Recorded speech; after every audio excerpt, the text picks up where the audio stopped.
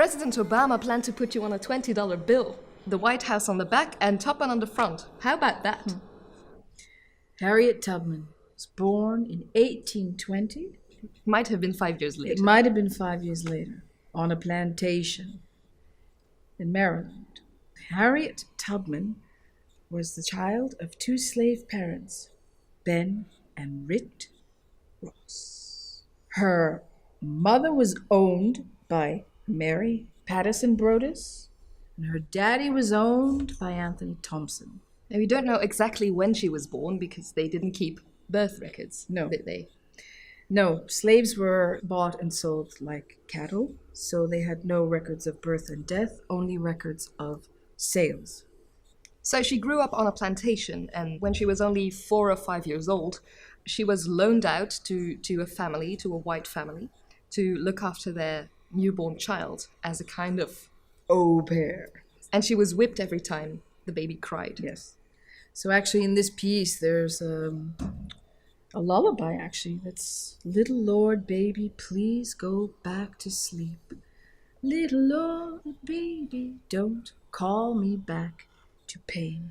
Don't cry me back to pain. And then another very significant thing in her life happened quite early on. And this was an accident, but it wasn't really an accident. It was an act of violence. We did forget to say that she was born as Araminta Ross. That was her true name. Right. And she was called Minty by people who knew her well. And then she changed her name into Harriet Tubman in order not to be traced. But we'll get to that later. So she got an accident which was actually an attack. She was standing in a kind of grocery store, and there was a field hand that escaped. So maybe we can explain. Field hands, you had house slaves and you had field slaves. The field slaves were usually quite dark and they worked in the fields, tobacco, cotton, flax in this case. And the lighter slaves that were often mixed or raped or whatever you want to call it, they worked in the house. So there was a field slave who had left the field without permission. And so the overseer, the person that was overlooking the works, A white person. He was furious and he wanted to throw a 2-pound weight at the boy that was running away, but Harriet accidentally stood in the middle and got the blow to her head. And they left her they left her for dead on the seat of a loom. No doctor, anything like that. But she woke up and they sent her back into the fields to work. And she said she had blood and sweat running down her face till she couldn't see. So she suffered from this blow to her head for her whole life. She used to have narcoleptic spells, which means that sometimes she just passed out for hours or even days. But it also caused her to have visions. She said she had visions that told her what to do or which road to take or what actions to take next. She was quite religious, wasn't she? She was very religious. So she says that these visions came from God and that she actually saw and heard God telling her to escape, that all people should be free, and that her way out was to follow the North Star to the north. Because at that time in America, the South, you had this line, America, whatever was America then, was divided by what they called the Mason-Dixon line. And anything north of that line, people were free, including black people.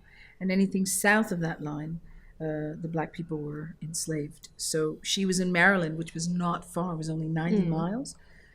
So she had to find her way north, and she used the North Star as a guide.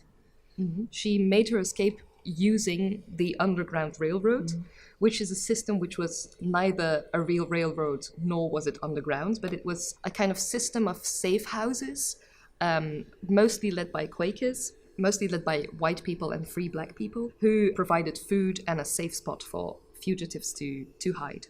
And they also taught them how to avoid being caught by wading in the water to get the dogs off their scent, putting this incredible herb I can't It's pronounce. called asafoetida, apparently, and it was a kind of gum, a herb gum which you could put on your feet, and then you wouldn't be smelled by bloodhounds. And basically, the slaves would hide during the day down in the basements or in the hay fields or whatever, and they would travel by night. Mm-hmm. And Harriet, she knew the terrain really well, so she had a way of disappearing that nobody could ever find her. Mm-hmm.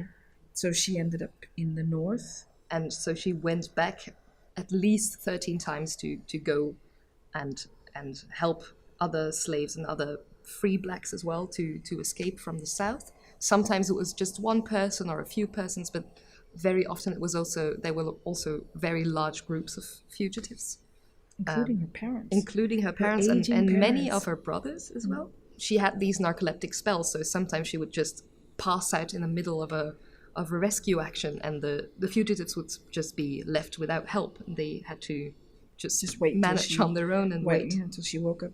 One interesting thing too, that she always carried a gun with her, and if some people got scared and they wanted to return, she would put the gun to their head and say, you either go on or you die, because anybody going back would be able to tell, what was going on. So she was quite a character, I would say. Quite. And she had this, because she was so religious, she used spirituals as a way of what they called coded messages. Mm-hmm. So we tell also in the opera that she wanted to tell her mother that she was going to escape, but she couldn't just come out and say, I'm escaping, because there was the owner on a horse. So she sang the spiritual, steal away. I ain't got long to stay here. Mm-hmm. And that was a way of telling her mother in coded language that she was escaping. Yeah. And so they used other things as well, like wade in the water. Mm-hmm. And go down Moses if they could not come out. Yes. No. She said when they were hiding, she would go looking for food and things, and she would sing certain songs, certain hymns or spirituals to let them know that it was safe for the fugitives to come out or not to come out. Mm-hmm. And so they gave her this title of Lady Moses, making this reference to the people of enslaved Hebrews who in Egypt, and Moses led them out of captivity. So because she led so many slaves and risked her life time and time again, she was like public enemy number one. Yeah, at one point, a bit later on, she had a huge bounty on her head, because everyone just wanted to catch the fugitive slaves, but they mostly wanted to catch the person who was responsible for helping them all escape. And I think at first she rescued them to upstate New York, just to the northern states, but then after 1850 they passed a law, the Fugitive Slave Law. They also called it the Bloodhound Law, and it meant that even if slaves escaped to the north, they could still be retraced by their owners. They would send troops up with bloodhounds to go find them, and there would be huge bounties on their heads. So no one was ever safe anywhere in the States, so they had to flee to Canada for a long while to be safe. And there was a story, actually, when I first read about Harriet Tubman, when I was a little girl, I read two things that stuck with me. One is she passed through Rochester, New York, which is where I was born, on her way to Canada. And the other thing is that she couldn't read or write. She never learned to read or write. But there was one way a story where she was somewhere up north and she saw bounty hunters looking for her. And what she did is there was a newspaper sitting next to her, and she just grabbed it and pretended to read, and they were looking at her. And then she heard them say, well, this lady we're looking for, she can't read. And they went on. You remember her saying, I didn't know if the newspaper was upside down or not. But so she was very cunning in avoiding ways of getting captured. Yeah, definitely. Yeah. So after long years of helping people escape from the South, she settled in Auburn. And the issue with slavery was really leading towards a civil war in America. It was really dividing the northern states and the southern states over the question of the abolishment of slavery. And it were mostly Quaker people who were pacifists who wanted slavery to be abolished. But some, like the figure of John Brown, which you will see featured in the opera as well, they thought that in order to abolish slavery, there should be violence. And Harriet was kind of sympathetic towards this idea of really fighting for the abolishment of slavery. Because he also, I mean, the idea of John Brown, ironically a Quaker himself, before he saw the light, the dark, he wanted to empower the slaves themselves to rise up and revolt. And actually, there was this Harper Ferry incident where it's an arsenal in Harper's Ferry, and John Brown wanted to organize a huge raid and basically arm slaves to rise up, take all the guns and ammunition. And Harriet Tubman was supposed to help him. He called her General Tubman. He actually referred to her as he. Yeah, he kept referring to her as a man because he thought, well, if you're that much of a militant, you can't be a woman, which is another question we will not go into. That's right, here much that'll be the part 2. Yeah.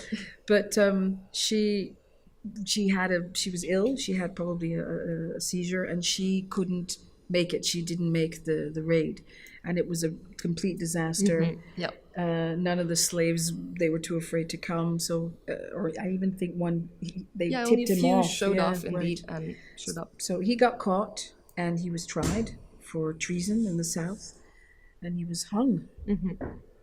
And he had the nickname the serpent, the dragon. No, but he was this very memorable figure with a huge beard, and he made quite the impression. Yes, he made even his reputation reached France even. Yeah, apparently, where Victor Hugo wrote a letter. Yeah, Victor Hugo heard of his plight, and he wrote a letter to the United States of America saying, "Don't kill this man. If you kill him," there's a quote, but I didn't write it down. Well, there will be war, and then there was. There was the Civil War. Right. Well, and Harriet Tubman was quite active in the Civil War as a nurse, but also very importantly as a spy for the North. And she set up this huge an espionage network, really, in preparation of raids that were gonna take place. Yes. And the most important raid that we know of is the raid on the Combahee River. Which she prepared. So she went and did all the field work. She coordinated the espionage network. And in the end, they went up the Combahee River in boats with hundreds of troops. And they burned down the huge, the houses of slave owners at the side of the river on the banks. And they had prepared slaves in order for them to appear and to be picked up. So they rescued a huge amount of slaves, and it all passed before the Southern militia really knew what was happening. So it was very successful, and it was mostly her doing. Yes. So then actually after the war, she settled in Auburn, as you said. Well, she had a house. She had a house with there. Her family. With a young girl that she took from the South. At some point, she went to the South to rescue a very young girl that was always by his side, and there's a little bit of controversy whether it might have been her daughter. We don't really know. Yes. So she was there in Auburn after the war. And she tried to get a military pension for the work that she did, and she actually struggled. And she struggled very hard. She ended up with $12 or $10, something like that. Or $8 even. Yeah. She actually got a widower's pension because she married. She remarried after the Civil War to a very young soldier boy called Nelson Davies. So yeah, she was married for a very long time to him, but then afterwards he got ill. He got tuberculosis, and then in the end she managed to get a widower's pension, which of course was a lot less than what she deserved after her taking part in the Civil War. Yeah. So actually the one thing that strikes me about her, I mean, the struggle continued even after the war, after she was North. The whole question Until today, actually. What is the last thing that says the Underground Railroad has not yet reached its destination? Yeah. I mean, she fought for the rights of human beings, of all people. So, I mean, she's for me one of the biggest human rights activists there are. Yeah, near the end of her life, her house was still open for people who needed help, for people who needed a safe home. And she gave loads of readings as well. Yes. She was very She traveled politically and- active lot of lectures. up till the end of her life. So there it is. Yeah. I hope that gave a little bit more background information into this amazing woman and a time of history that's a little bit dark. I hope you enjoy the opera. Yes. Bye. One way of surviving is to hide.